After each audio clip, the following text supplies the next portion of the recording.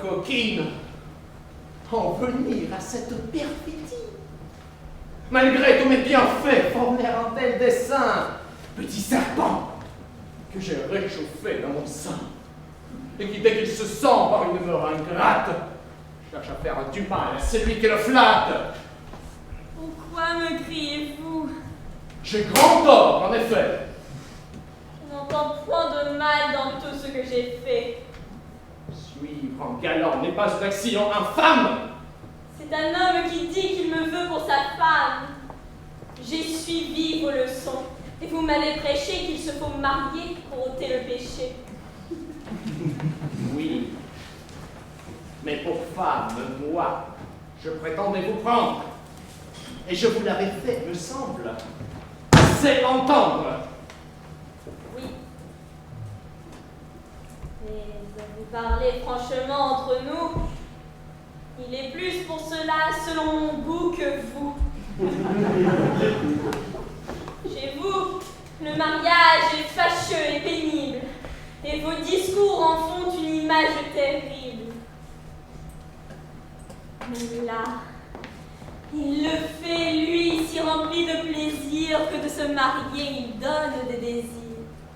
Ce que vous l'aimez, traîtresse.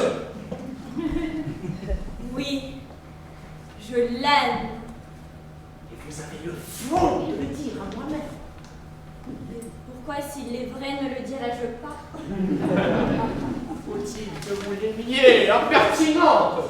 Hélas, c'est que j'en puis aimer, lui seul en est la cause, et je n'y songeais pas lorsque se fit la chose. Mais il fallait chasser cet amoureux désir. Le moyen de chasser ce qui fait du plaisir. Ne savez-vous pas que c'était mieux de plaire? Moi? Point du tout. Quel mal cela vous peut-il faire? Il est vrai. J'ai sujet d'en être réjoui. Vous ne m'aimez donc pas à ce compte? Vous? Oui. Hélas, non. Comment? Non. Voulez-vous que je mente? Pourquoi ne pas m'aimer? Madame l'impudente! Mon Dieu, ce n'est pas moi que vous devez blâmer. Que ne vous êtes-vous comme lui fait aimer? Je ne vous en ai pas empêché que je pense. Je me suis efforcé de toute ma puissance, mais les soins que j'ai pris, je les ai perdus tous. Vraiment, lancez donc là-dessus plus que vous, car à se faire aimer, il n'a point eu de peine. Vous voyez comment résonne et répond la vilaine. Peste! Une précieuse, en dirait-elle plus. Ah, je l'ai mal connue. Pour ma foi, là-dessus, une sotte en sait plus que le plus habile homme. Mais puisqu'en raisonnement votre esprit se consomme, la belle raisonneuse, est-ce qu'en si longtemps je vous aurais pour lui nourri à mes dépens? Non. Il vous rendra tout jusqu'au dernier double. Il y a de certains mots où mon dépit redouble. Me rendra-t-il coquine, avec tout son pouvoir, les obligations que vous pouvez m'avoir? Je ne vous en ai pas de si grande qu'on pense. N'est-ce rien que le soin d'élever votre enfance?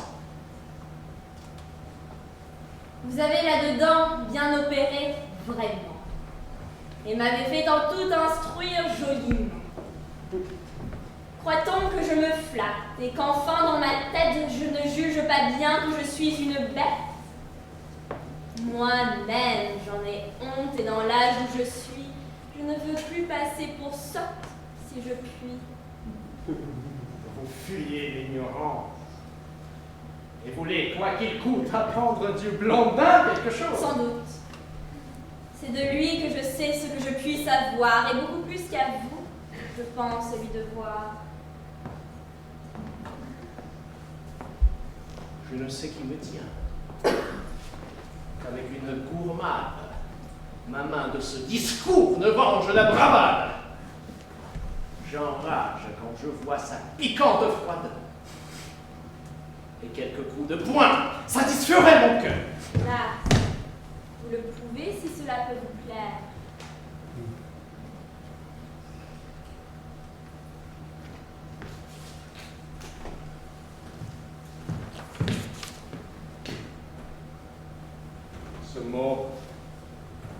ce regard désarme ma colère et produit un retour de tendresse et de cœur. De son action m'efface la noirceur. Chose étrange d'aimer, que pour ces traîtresses, les hommes soient sujets à de telles faiblesses. Tout le monde connaît leur imperfection. Ce n'est qu'extravagance, qu'indiscrétion. Leur esprit méchant, et leur âme fragile. Il n'y a rien de plus faible, rien de plus imbécile, rien de plus infidèle. Et malgré tout cela, dans le monde, on fait tout pour ces animaux-là.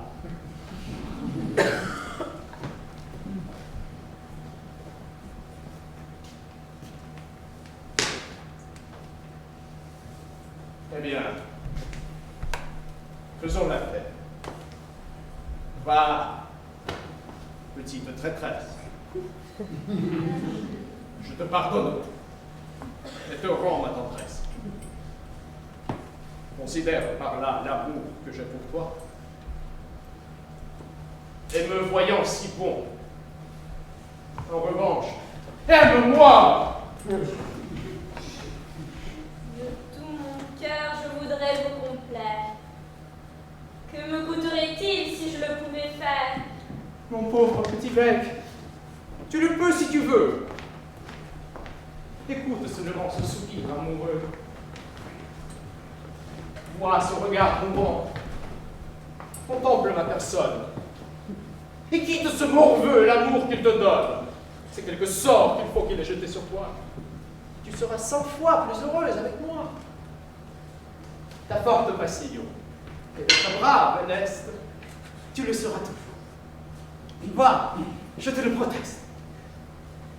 Sans cesse, jour et nuit, je te caresserai, je te bouchonnerai, baiserai, mangerai.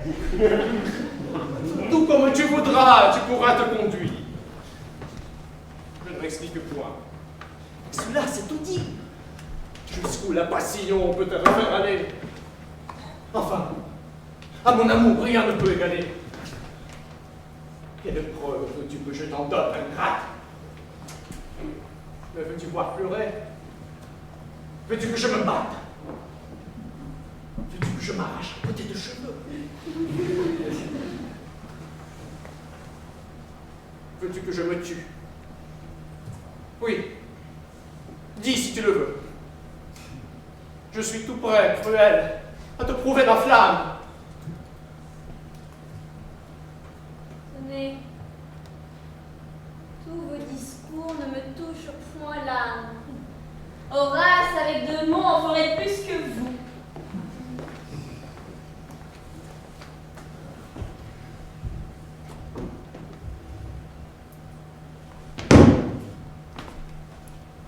Ah, c'est trop me braver. Trop poussé pour vous. Je suivrai mon dessein, bête, trop indocile. Et vous dénicherez à l'instant de la vie. Vous réputez les vœux. Et me mettez à bout. Mais en cul de couvent me vengera de